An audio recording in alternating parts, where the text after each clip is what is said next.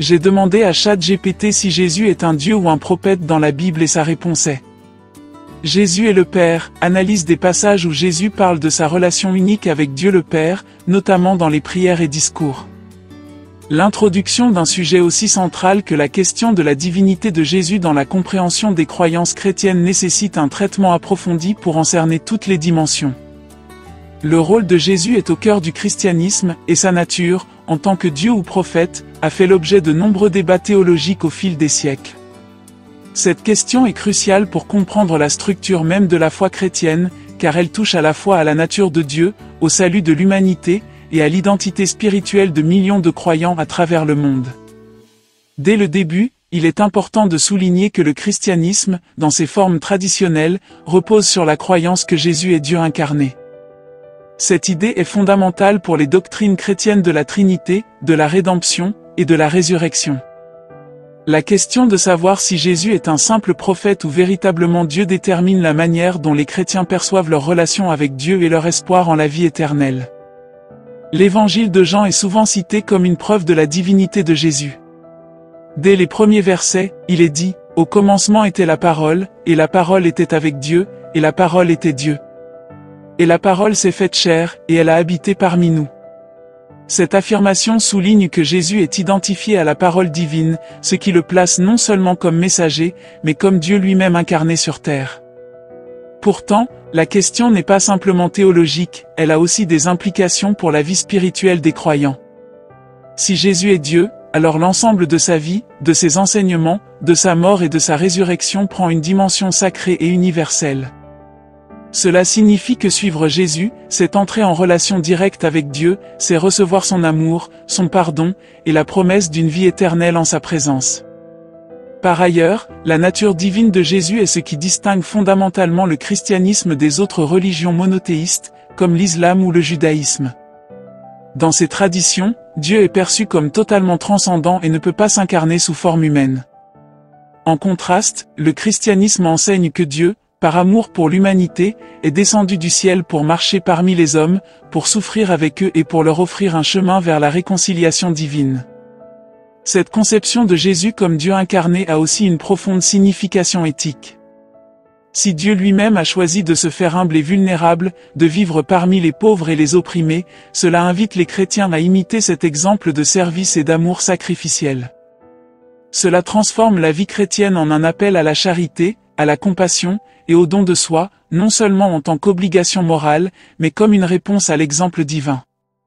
D'un point de vue historique, les premiers conciles écuméniques de l'Église chrétienne ont confirmé cette doctrine de la divinité de Jésus, notamment le concile de Nicée en 325 et le concile de Chalcédoine en 451. Ces conciles ont rejeté les hérésies qui niaient la divinité de Jésus, affirmant que Jésus est consubstantiel au Père, c'est-à-dire de même nature que Dieu, mais distinct dans sa personne. Cependant, cette question reste complexe et suscite encore des discussions parmi les théologiens et les chercheurs. Certains groupes chrétiens modernes, comme les unitariens, rejettent la Trinité et la divinité de Jésus, le considérant plutôt comme un grand enseignant ou prophète. D'autres, au contraire, insistent sur l'importance de la pleine divinité de Jésus pour garantir l'efficacité de son sacrifice sur la croix. Enfin, comprendre Jésus comme Dieu permet aux croyants de voir dans sa vie et ses œuvres non seulement un exemple moral, mais aussi une révélation directe de la volonté et du caractère de Dieu. Jésus incarne l'amour de Dieu, sa justice, sa miséricorde, et sa volonté de sauver l'humanité. Il devient ainsi le centre de la foi chrétienne et la source de l'espérance pour les croyants. Pour conclure, la question de savoir si Jésus est un Dieu selon la Bible n'est pas seulement une question de dogme théologique. Elle touche à l'essence même de la foi chrétienne et à la manière dont les chrétiens vivent leur relation avec Dieu. La réponse à cette question a des implications profondes pour la manière dont les croyants perçoivent leur propre salut, leur éthique de vie, et leur mission dans le monde. Ainsi, elle mérite une réflexion approfondie et continue dans le cadre de l'étude des Écritures et de la tradition chrétienne. Prenez un moment pour partager et activer la cloche, pour ne rien manquer. Les affirmations de Jésus, étude des moments où Jésus lui-même fait des affirmations sur sa nature divine, par exemple, Jean 10h30, le Père et moi, nous sommes un. Les affirmations de Jésus sur sa nature divine sont des éléments cruciaux pour comprendre comment il se positionne par rapport à Dieu dans les évangiles. L'une des déclarations les plus explicites se trouve dans Jean 10h30, où Jésus affirme « Le Père et moi, nous sommes un ». Cette déclaration a été interprétée par de nombreux chrétiens comme une confirmation de l'unité de Jésus avec Dieu, non seulement dans leur mission, mais aussi dans leur essence divine. En disant cela, Jésus établit une relation intime et indissoluble entre lui et le Père Céleste, une affirmation qui dépasse la simple relation d'un prophète avec Dieu. Dans le contexte de Jean 10, Jésus fait cette déclaration après avoir parlé de ses brebis, soulignant que personne ne peut les arracher de la main du Père. En associant cette protection divine à sa propre action, Jésus met en avant sa participation à l'œuvre divine de salut, suggérant ainsi qu'il partage avec Dieu une autorité et une puissance suprême. Ce genre d'affirmation ne serait pas possible pour un simple prophète, cela témoigne d'une compréhension de son identité profondément enracinée dans une relation unique avec Dieu. Un autre moment clé est celui de Jean 8h58, où Jésus déclare « Avant qu'Abraham fût, je suis ». Cette déclaration est extrêmement importante, car l'expression « je suis » renvoie à la révélation du nom de Dieu à Moïse dans l'Exode 3h14, où Dieu se révèle sous le nom de Yahvé, souvent traduit par « je suis celui qui suis ». En utilisant cette expression, Jésus s'attribue un titre divin et affirme une existence éternelle, antérieure même à Abraham, une figure vénérée dans la tradition juive. Cette affirmation a provoqué une réaction immédiate de la part des auditeurs, qui ont cherché à le lapider, car ils comprenaient cette déclaration comme une revendication de divinité. De plus, dans Jean 14h9, Jésus dit à Philippe, « Celui qui m'a vu a vu le Père ». Ici, Jésus établit une correspondance directe entre lui-même et Dieu, suggérant que voir Jésus, c'est voir Dieu en action. C'est une autre affirmation de sa nature divine, car il se présente comme une manifestation visible du Dieu invisible. Cette déclaration montre que Jésus ne se contente pas de parler au nom de Dieu, mais qu'il est lui-même une révélation de Dieu aux hommes, ce qui constitue une affirmation implicite de sa divinité. Lors de son procès, dans Marc 14, 61-62, le grand prêtre demande à Jésus, « Es-tu le Christ, le Fils du Dieu béni ?» Jésus répond, « Je le suis, et vous verrez le Fils de l'homme assis à la droite de la puissance et venant avec les nuées du ciel. » Ici, Jésus se désigne comme le Fils de l'homme, un titre associé à une figure divine dans la vision apocalyptique de Daniel 7, 13-14, où le Fils de l'homme reçoit la domination éternelle.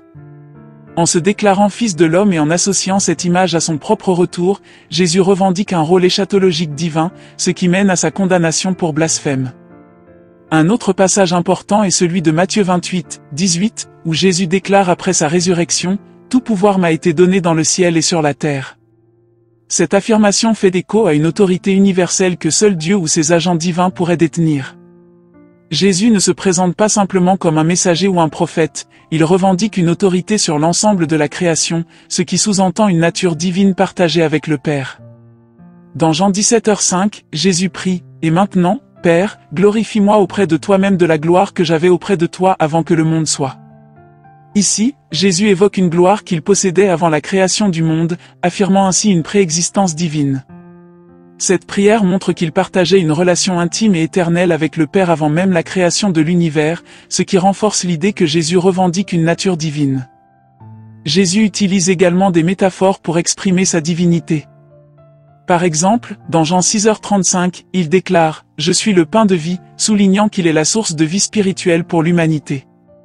Dans Jean 8h12, il dit « Je suis la lumière du monde », affirmant qu'il est la source de vérité et de révélation divine. Ces déclarations, bien qu'elles ne soient pas aussi directes que certaines autres, montrent que Jésus se voit comme une source divine de vie et de vérité, des rôles traditionnellement réservés à Dieu. Dans Matthieu 16, 16-17, lorsque Pierre confesse que Jésus est le Christ, le Fils du Dieu vivant, Jésus approuve cette déclaration et précise que cette révélation vient directement de Dieu. Cela montre que Jésus accepte le titre de « Fils de Dieu », non pas dans un sens métaphorique ou symbolique, mais comme une déclaration de sa véritable identité divine. Enfin, dans l'Apocalypse 1h8, Jésus déclare « Je suis l'alpha et l'oméga, dit le Seigneur Dieu, celui qui est, qui était, et qui vient, le Tout-Puissant ». Cette affirmation met Jésus sur un pied d'égalité avec Dieu en tant qu'origine et fin de toute chose, une déclaration qui va bien au-delà de l'autorité d'un simple prophète. Ces affirmations de Jésus, disséminées dans les évangiles et les écrits du Nouveau Testament, constituent une revendication de sa divinité. Elles ont été interprétées par l'Église chrétienne comme des preuves directes de sa nature divine, faisant de Jésus non seulement un prophète, mais véritablement Dieu incarné. Ces passages sont fondamentaux pour la théologie chrétienne et forment la base de la croyance en la Trinité et en la nature divine de Jésus. La mort et la résurrection, discussion sur la signification de la mort et de la résurrection de Jésus comme preuve de sa divinité selon la théologie chrétienne. La mort et la résurrection de Jésus-Christ sont au cœur de la foi chrétienne, et ces événements sont souvent considérés comme la preuve ultime de sa divinité. La théologie chrétienne soutient que la mort de Jésus sur la croix et sa résurrection 3 jours plus tard ne sont pas de simples événements historiques, mais des actes divins qui révèlent la véritable nature de Jésus en tant que Fils de Dieu. Cette section explore comment ces événements sont perçus dans la théologie chrétienne et pourquoi ils sont essentiels pour comprendre la divinité de Jésus. D'abord, la mort de Jésus est interprétée comme un sacrifice expiatoire. Selon la doctrine chrétienne, l'humanité est tombée dans le péché à cause de la désobéissance d'Adam et Ève, entraînant une séparation entre Dieu et l'homme. Jésus, en tant que Fils de Dieu, est envoyé pour réparer cette rupture par son sacrifice sur la croix.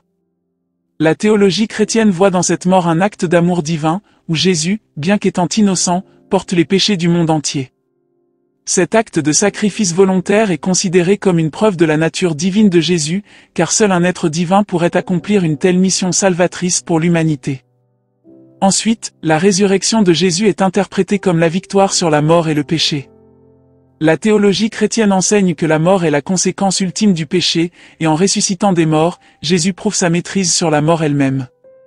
Sa résurrection devient alors la garantie pour les croyants que la mort n'est pas la fin ultime, mais qu'il y a une vie éternelle à travers la foi en lui.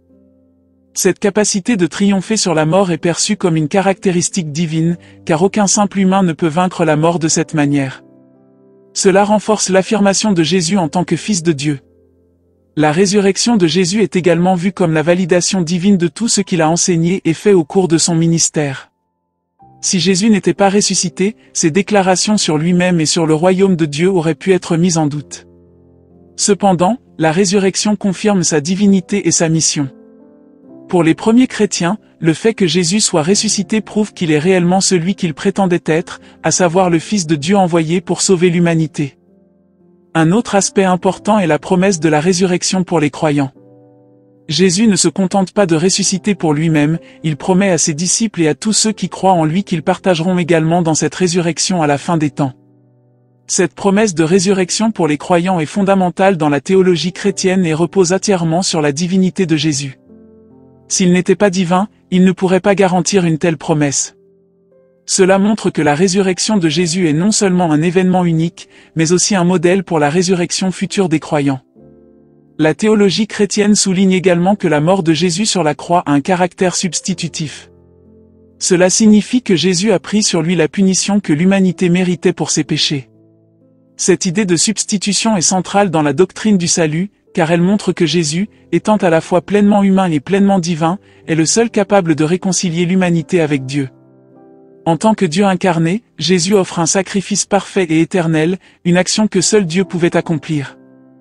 La résurrection de Jésus a également des implications eschatologiques, c'est-à-dire liées à la fin des temps. La théologie chrétienne enseigne que la résurrection de Jésus est la première étape de la nouvelle création. Elle anticipe le jour où Dieu renouvellera toute la création et ressuscitera les morts. Jésus, en tant que premier-né d'entre les morts, Colossiens 1h18, montre la voie vers la vie nouvelle qui attend tous ceux qui croient en lui. Cela renforce l'idée que Jésus, par sa divinité, est le souverain de cette nouvelle création. La théologie chrétienne met également en avant la notion de justification par la résurrection. La résurrection de Jésus prouve que son sacrifice pour les péchés a été accepté par Dieu. En ressuscitant, Jésus justifie tous ceux qui croient en lui, leur donnant accès à une relation réconciliée avec Dieu. Cette justification repose sur l'autorité divine de Jésus et sur son rôle en tant que juge et sauveur. Il est aussi important de noter que la résurrection de Jésus est centrale dans la proclamation apostolique. Dès les débuts du christianisme, les apôtres ont prêché la résurrection comme preuve que Jésus est le Messie et le Fils de Dieu.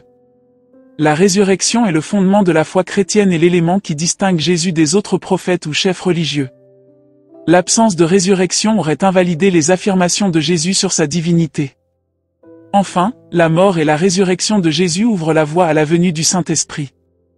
Dans la théologie chrétienne, c'est à travers la résurrection et l'ascension de Jésus que le Saint-Esprit est envoyé pour habiter les croyants. Cette présence du Saint-Esprit est considérée comme une preuve supplémentaire de la divinité de Jésus, car seul Dieu peut envoyer son Esprit pour demeurer avec son peuple. Cela montre que Jésus continue à agir dans le monde par l'intermédiaire du Saint-Esprit, confirmant ainsi son rôle divin dans le plan de salut. En conclusion, la mort et la résurrection de Jésus ne sont pas seulement des événements historiques, ils sont au cœur de la théologie chrétienne et de la croyance en la divinité de Jésus. À travers ces événements, Jésus démontre sa maîtrise sur le péché, la mort et l'histoire humaine, affirmant ainsi sa place en tant que Fils de Dieu et Sauveur du monde. La résurrection est la clé de voûte de la foi chrétienne, prouvant que Jésus est véritablement Dieu incarné. Réaction des premiers chrétiens. Comment les disciples et les premiers chrétiens ont perçu et proclamé la divinité de Jésus après sa résurrection. Après la résurrection de Jésus, les réactions des premiers chrétiens furent profondes et marquèrent un tournant décisif dans la formation du christianisme tel qu'on le connaît aujourd'hui. Les disciples, qui avaient suivi Jésus tout au long de son ministère terrestre, furent bouleversés et transformés par sa résurrection.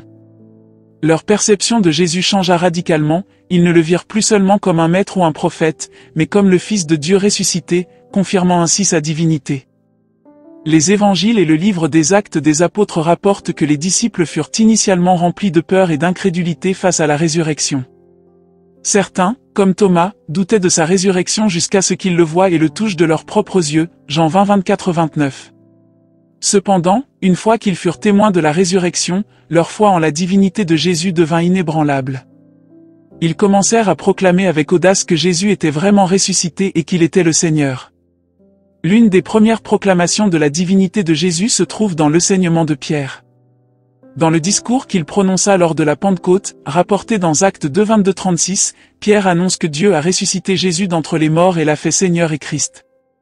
Cette déclaration place Jésus au centre de la foi chrétienne comme le Seigneur ressuscité, divinement institué pour régner sur toute la création. Pour Pierre et les autres disciples, la résurrection confirmait que Jésus n'était pas simplement un homme exceptionnel, mais bien le Fils de Dieu. Les premiers chrétiens interprétèrent également la résurrection comme une preuve que les prophéties de l'Ancien Testament concernant le Messie avaient été accomplies. Ils commencèrent à relire les Écritures hébraïques à la lumière de la résurrection, voyant dans les prophéties des indices sur la mort et la résurrection du Messie. Par exemple, le psaume 16:10, qui dit « Tu ne permettras pas que ton sein voie la corruption », fut compris comme une prophétie de la résurrection de Jésus. Cela renforça encore leur croyance en la divinité de Jésus. La résurrection changea également la façon dont les disciples comprenaient la relation entre Jésus et Dieu. Avant la résurrection, ils le voyaient principalement comme un enseignant puissant ou un prophète envoyé par Dieu. Mais après la résurrection, ils commencèrent à comprendre que Jésus partageait la nature divine avec le Père. Ce développement théologique se reflète dans des passages comme Matthieu 28, 18-20, où Jésus déclare « Tout pouvoir m'a été donné dans le ciel et sur la terre, et commande de baptiser au nom du Père, du Fils et du Saint-Esprit. » Cette formule trinitaire suggère une reconnaissance croissante de la divinité de Jésus parmi les premiers chrétiens. La réaction des premiers chrétiens à la résurrection fut également marquée par une transformation spirituelle. Avant la résurrection, les disciples étaient souvent représentés comme hésitants, effrayés et incertains de leur mission. Après la résurrection, cependant, ils furent remplis de courage et d'assurance, prêts à risquer leur vie pour proclamer que Jésus était ressuscité et qu'il était Dieu. Ce changement radical dans leur comportement est une indication claire de la profonde impression que la résurrection de Jésus laissa sur eux. La résurrection poussa également les premiers chrétiens à repenser leur concept de Dieu. Pour eux, la résurrection de Jésus prouvait que Dieu avait un plan divin pour le salut de l'humanité, plan qui avait été accompli par la mort et la résurrection de Jésus. Cette conviction les amena à prêcher avec zèle que Jésus était la voie du salut et que la foi en lui était nécessaire pour obtenir la vie éternelle. La résurrection devint ainsi la base de leur proclamation de l'Évangile. Par ailleurs, la résurrection de Jésus et la proclamation de sa divinité se répandirent rapidement au-delà du cercle des disciples immédiats. Paul, qui avait initialement persécuté les chrétiens, rencontra le Christ ressuscité sur le chemin de Damas, Acte 9, et devint l'un des plus ardents défenseurs de la divinité de Jésus. Dans ses lettres, Paul déclare clairement que Jésus est le Fils de Dieu et que sa résurrection est la preuve définitive de sa divinité, Romains 1h4. Enfin, la résurrection de Jésus devint le point de rassemblement pour la communauté chrétienne naissante. Les premiers chrétiens commencèrent à se réunir régulièrement pour célébrer la résurrection de Jésus, particulièrement le dimanche, jour de sa résurrection. La croyance en la résurrection de Jésus devint la pierre angulaire de la foi chrétienne, et la divinité de Jésus devint une vérité centrale proclamée dans leurs réunions et leurs écrits. En résumé, la résurrection de Jésus transforma radicalement la manière dont les premiers chrétiens comprenaient sa nature. Ils proclamèrent avec audace que Jésus était non seulement un prophète ou un enseignant, mais véritablement le Fils de Dieu ressuscité.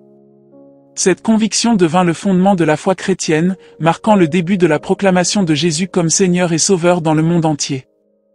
Controverses historiques, aperçus des débats et des hérésies des premiers siècles concernant la nature de Jésus, aboutissant aux définitions orthodoxes lors des conciles œcuméniques. Les controverses autour de la nature de Jésus ont marqué les premiers siècles du christianisme, avec des débats intenses parmi les théologiens, les évêques et les communautés chrétiennes. Dès les débuts de l'Église, la question de savoir si Jésus était véritablement divin, humain, ou une combinaison des deux a donné lieu à de vives discussions, souvent source de division. Ces controverses ont mené à des hérésies, mais elles ont également poussé l'Église à définir ses doctrines plus clairement à travers les conciles œcuméniques. L'une des premières grandes controverses concerne le docétisme, une doctrine qui soutenait que Jésus n'avait qu'une apparence humaine, mais qu'il était en réalité purement divin et immatériel. Cette idée est née d'une difficulté à concevoir comment un être divin pourrait souffrir et mourir. Le docétisme, rejeté par l'Église, fut considéré comme une hérésie, car il sapait l'idée fondamentale que Jésus avait véritablement souffert et était mort pour l'humanité. Au IVe siècle, l'une des controverses les plus marquantes fut celle de l'arianisme, initiée par Arius, un prêtre d'Alexandrie. Arius soutenait que Jésus, bien qu'extraordinaire, n'était pas de la même substance que Dieu le Père et qu'il avait été créé. Selon Arius, Jésus était un être supérieur, mais pas coéternel ni égal à Dieu.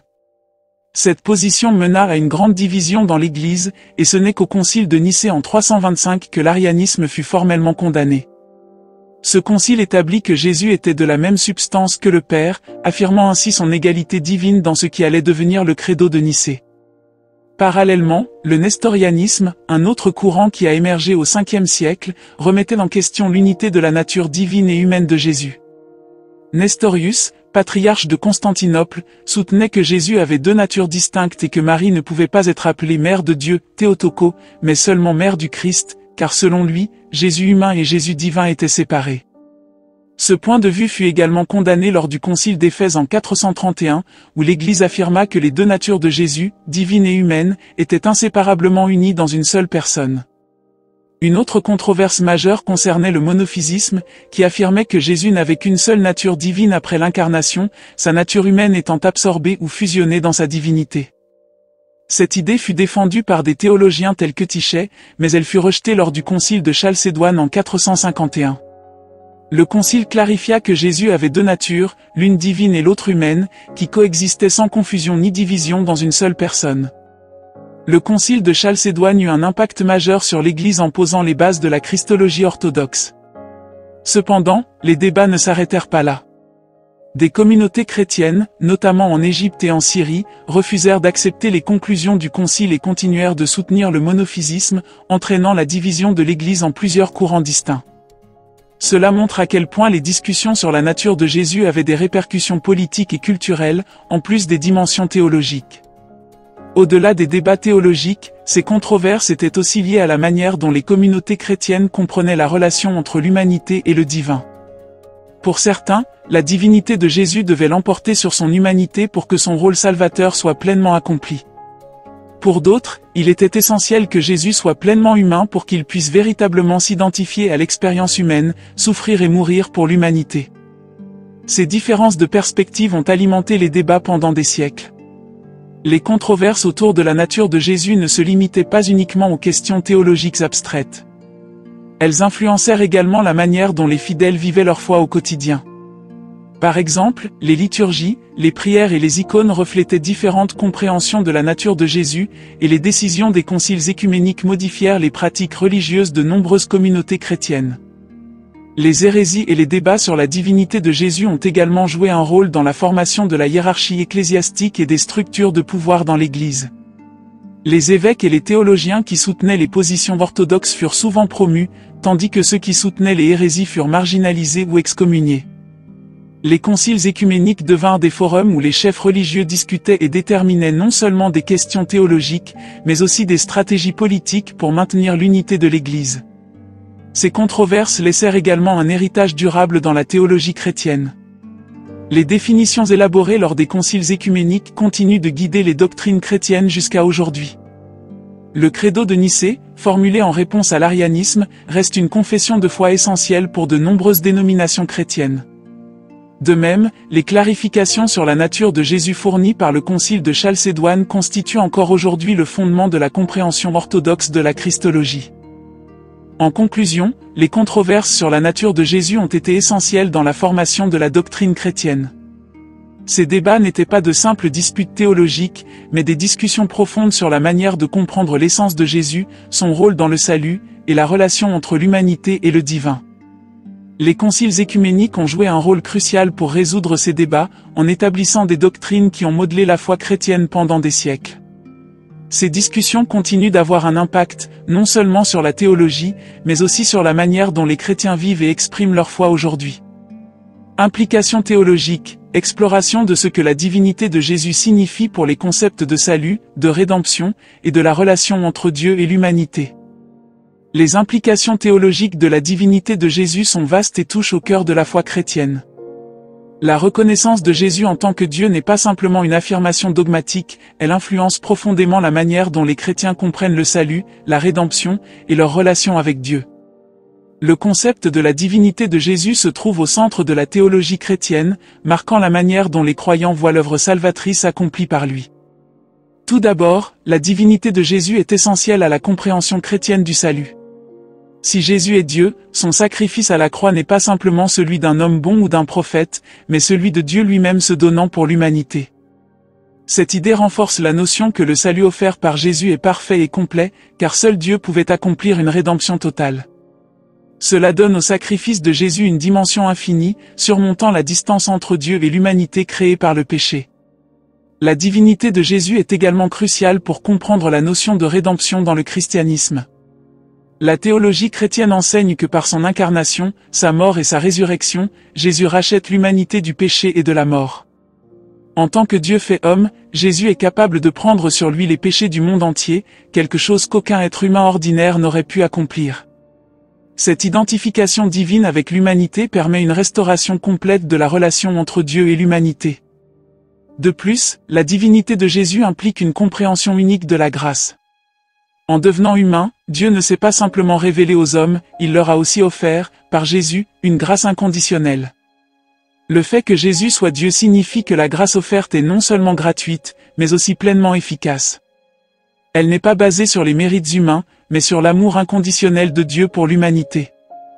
Un autre aspect important de cette implication théologique est la notion d'union avec Dieu. En croyant en la divinité de Jésus, les chrétiens croient qu'ils peuvent être unis à Dieu d'une manière intime et personnelle. Cette union n'est possible que parce que Jésus, en tant que Dieu incarné, a assumé la nature humaine et l'a divinisée par son œuvre rédemptrice. Cela donne un sens profond à la relation personnelle que les croyants peuvent avoir avec Dieu à travers le Christ. La divinité de Jésus transforme également la compréhension chrétienne de la relation entre justice et miséricorde. En Jésus, Dieu montre non seulement sa justice en condamnant le péché, mais aussi sa miséricorde en portant lui-même la punition du péché à la place de l'humanité. Cette dualité de justice et de miséricorde est rendue possible précisément à cause de la divinité de Jésus, qui peut satisfaire aux exigences de la justice divine tout en offrant un pardon illimité. En ce qui concerne la Trinité, la divinité de Jésus joue un rôle central dans la compréhension chrétienne de Dieu en tant que Père, Fils et Saint-Esprit.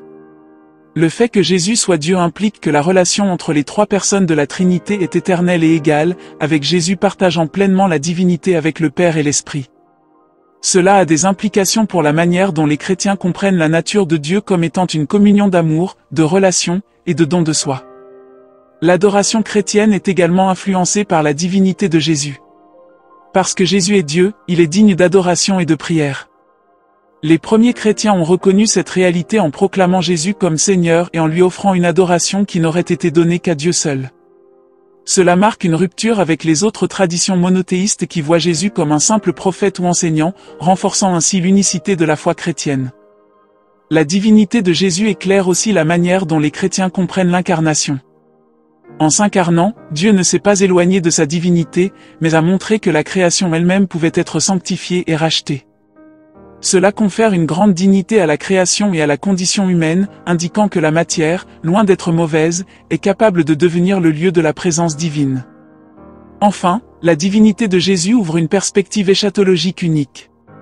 En tant que Dieu, Jésus a le pouvoir de vaincre la mort et de promettre une résurrection future pour tous ceux qui croient en lui. Cela donne un espoir certain aux chrétiens concernant la vie après la mort et la restauration finale de toutes choses lors du retour du Christ. En conclusion, la divinité de Jésus n'est pas seulement une affirmation théologique abstraite, mais un principe fondamental qui façonne toute la compréhension chrétienne du salut, de la rédemption, et de la relation avec Dieu.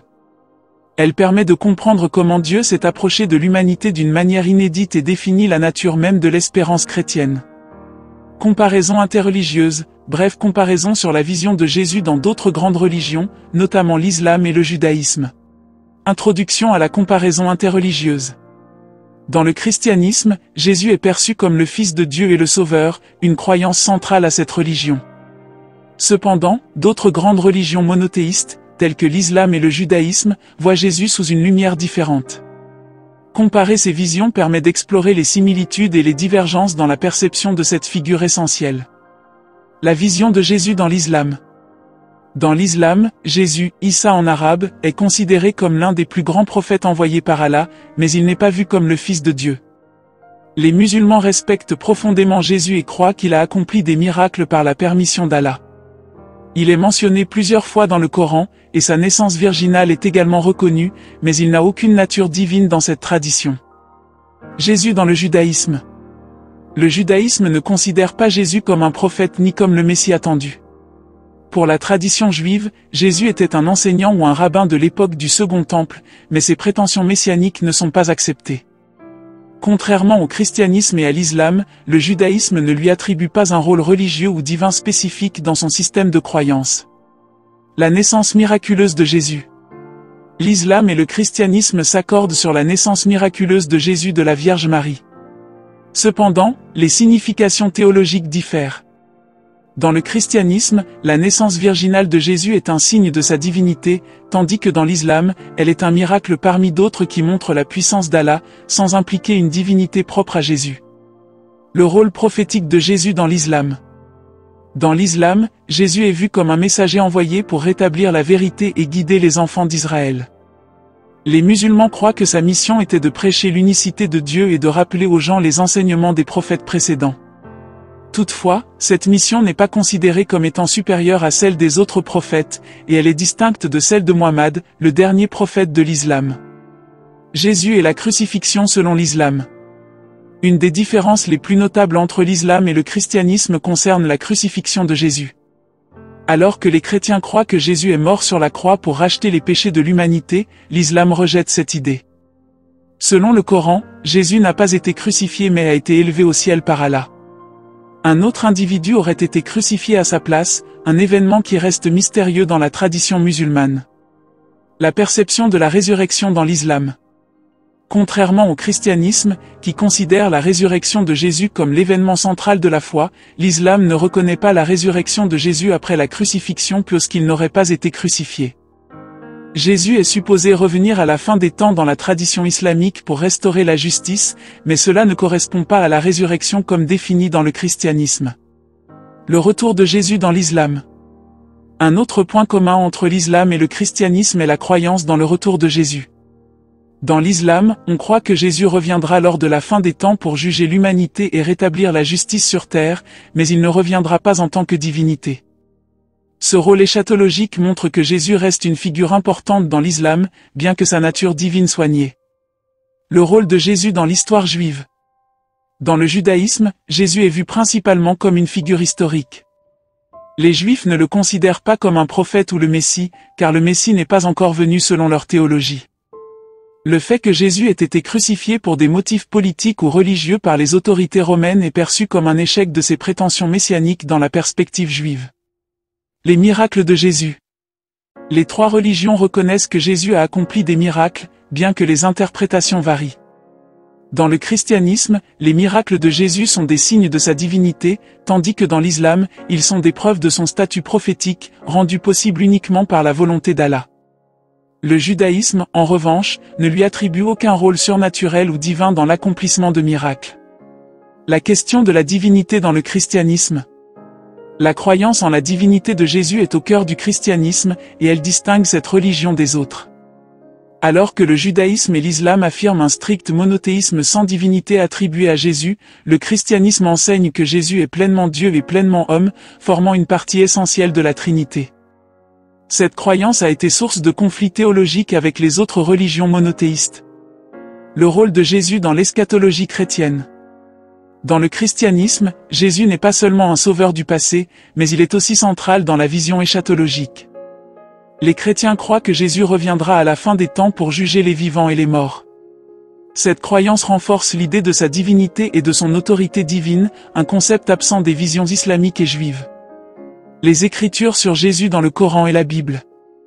La Bible et le Coran contiennent des récits sur Jésus, mais avec des différences marquées.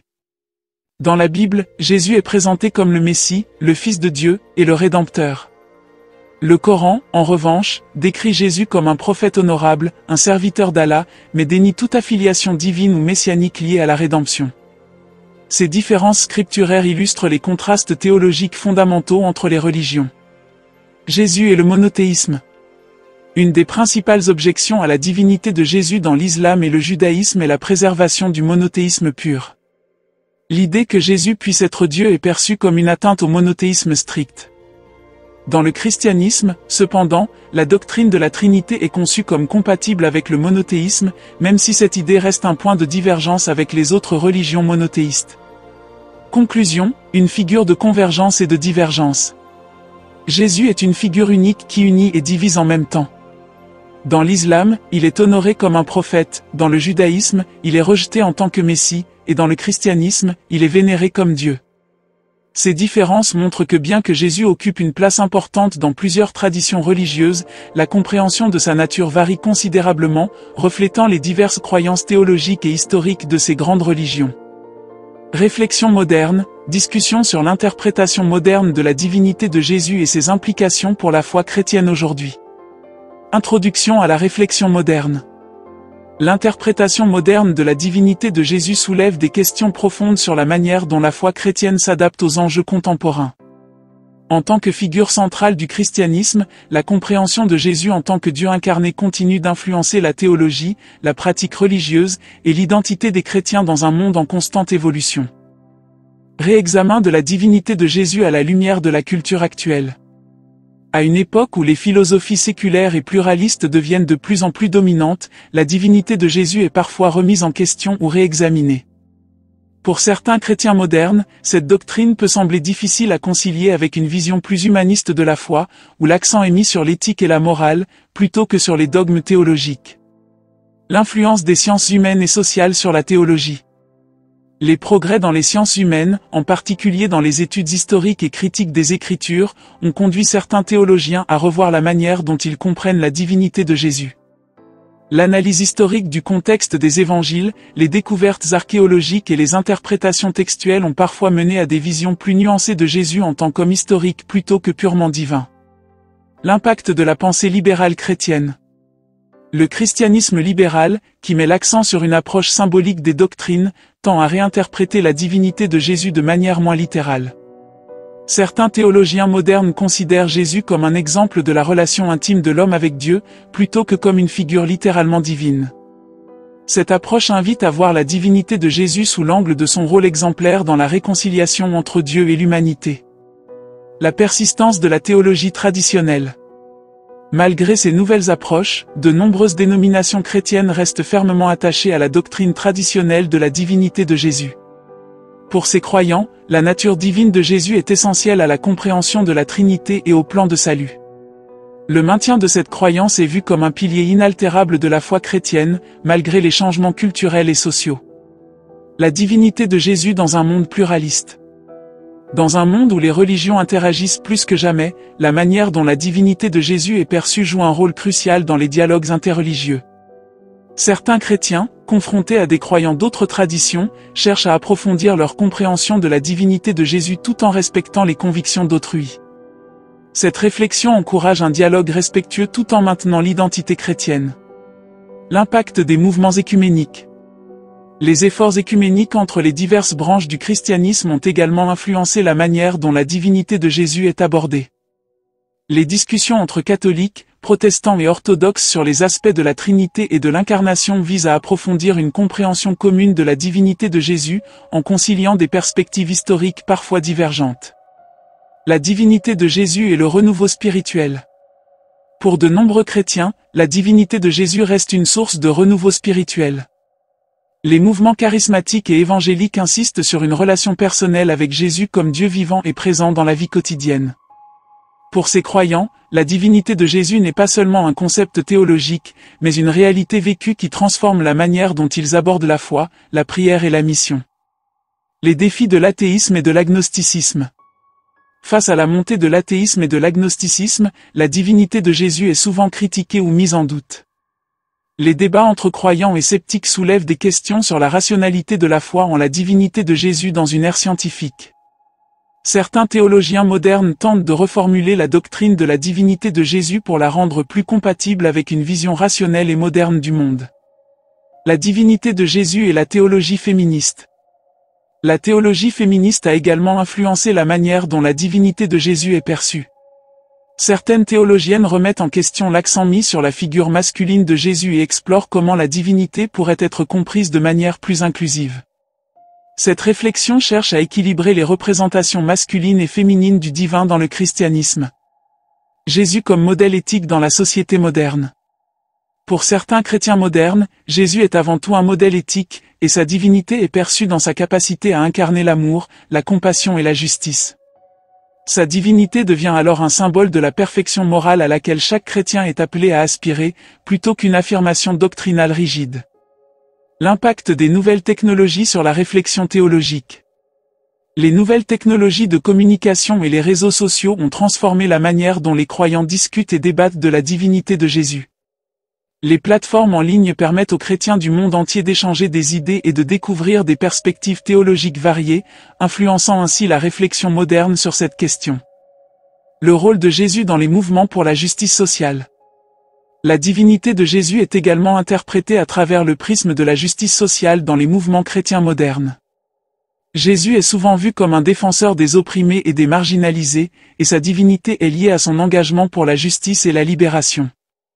Cette perspective met l'accent sur l'action concrète et la transformation sociale comme expression de la foi en la divinité de Jésus. L'importance de la communauté chrétienne dans la compréhension moderne de Jésus. Aujourd'hui, la compréhension de la divinité de Jésus est souvent façonnée par la communauté chrétienne elle-même. Les églises jouent un rôle crucial dans la manière dont leurs fidèles interprètent cette doctrine. Des pasteurs et des prêtres aux théologiens et aux groupes d'études bibliques, la communauté reste un espace clé pour discuter et approfondir la foi dans la divinité de Jésus. Conclusion, la pertinence continue de la divinité de Jésus. L'interprétation moderne de la divinité de Jésus continue de susciter des débats et des réflexions profondes. Bien que les perspectives puissent varier, la question de la divinité de Jésus reste au cœur de la foi chrétienne. Pour les croyants d'aujourd'hui, comprendre et vivre cette croyance en contexte avec les défis contemporains est essentiel pour maintenir la vitalité spirituelle du christianisme. Conclusion, résumé des points clés abordés et invitation à la réflexion personnelle ou au dialogue interreligieux sur la nature de Jésus. Résumé général de la discussion. Tout au long de cette réflexion, nous avons exploré divers aspects de la nature de Jésus, en particulier sa divinité, telle qu'elle est comprise dans le christianisme. Nous avons analysé les affirmations de Jésus sur sa propre divinité, les témoignages des premiers chrétiens, et les implications théologiques de cette croyance. L'importance de la résurrection et de la crucifixion a également été soulignée comme une preuve de la divinité de Jésus dans la tradition chrétienne. La place centrale de Jésus dans la foi chrétienne. La discussion a clairement montré que la divinité de Jésus est une pierre angulaire du christianisme. Elle structure la foi, les croyances, et les pratiques des chrétiens à travers le monde. Jésus n'est pas seulement un enseignant ou un prophète, mais Dieu incarné selon la théologie chrétienne. Cette croyance façonne la vision chrétienne du salut, de la rédemption, et de la relation de l'humanité avec Dieu. Réflexion sur les moments clés de la vie de Jésus. Nous avons revisité les moments clés de la vie de Jésus, en particulier ceux où il affirme son lien unique avec Dieu, comme son affirmation dans l'évangile de Jean, « Le Père et moi, nous sommes un » Jean 10:30. Ces déclarations ont souvent été considérées comme des preuves explicites de sa nature divine dans la théologie chrétienne et restent des passages fondamentaux pour comprendre la foi chrétienne. L'importance de la mort et de la résurrection de Jésus. La mort et la résurrection de Jésus sont des événements centraux dans le christianisme, qui sont interprétés comme la victoire sur le péché et la mort. Ces événements sont cruciaux pour la théologie chrétienne, car ils démontrent non seulement la divinité de Jésus, mais aussi son rôle unique en tant que sauveur de l'humanité. Réaction des premiers chrétiens. L'étude des réactions des premiers chrétiens révèle que, dès les débuts du christianisme, les disciples de Jésus l'ont adoré comme Dieu. Les témoignages des apôtres, ainsi que les récits du Nouveau Testament, montrent une foi profonde dans la divinité de Jésus, malgré les persécutions auxquelles il faisait face. Les controverses théologiques historiques. Nous avons examiné les débats et les controverses théologiques des premiers siècles du christianisme, notamment autour de la question de la nature divine de Jésus. Ces discussions ont culminé dans les grands conciles œcuméniques, qui ont défini les doctrines orthodoxes, telles que la Trinité et l'incarnation. Implications théologiques modernes. L'interprétation moderne de la divinité de Jésus soulève des questions sur la manière dont cette croyance continue de s'intégrer dans la vie chrétienne contemporaine. La théologie moderne s'efforce de concilier cette doctrine ancienne avec les défis intellectuels et spirituels du monde actuel. Comparaison interreligieuse. Nous avons également comparé la vision de Jésus dans d'autres grandes religions, notamment l'islam et le judaïsme, où il est respecté comme un prophète, mais pas comme Dieu. Cette différence montre comment la perception de la nature de Jésus est au cœur des divergences entre ces traditions religieuses. Perspective de réflexion personnelle. Pour les croyants, cette discussion invite à une réflexion personnelle sur ce que signifie la divinité de Jésus dans leur propre vie. La croyance en Jésus comme Dieu peut avoir des implications profondes non seulement sur leur relation avec Dieu, mais aussi sur leur manière de vivre et d'interagir avec le monde. Invitation au dialogue interreligieux. Dans un monde de plus en plus interconnecté, il est important de promouvoir un dialogue respectueux entre les différentes religions. La compréhension de Jésus, bien que différente dans chaque tradition, peut servir de point de départ pour des discussions interreligieuses enrichissantes qui visent à approfondir la compréhension mutuelle. La nécessité du respect mutuel. La conclusion de cette réflexion nous amène à souligner l'importance du respect des croyances religieuses des autres. Chrétiens, musulmans, juifs et autres croyants doivent reconnaître que, bien que leurs croyances puissent diverger, ils partagent une quête commune de vérité spirituelle et de connexion avec le divin. Perspective théologique future. À l'avenir, les discussions théologiques sur la nature de Jésus continueront d'évoluer. De nouveaux débats émergeront à mesure que la théologie chrétienne s'adaptera aux réalités du monde moderne. Ces évolutions permettront de garder la réflexion théologique dynamique et pertinente pour les générations à venir. L'impact du contexte culturel sur la foi chrétienne. Il est important de reconnaître que la manière dont la divinité de Jésus est perçue est souvent influencée par les contextes culturels et historiques. La foi chrétienne s'est adaptée et a prospéré dans des cultures diverses à travers l'histoire, tout en maintenant cette croyance centrale en la divinité de Jésus.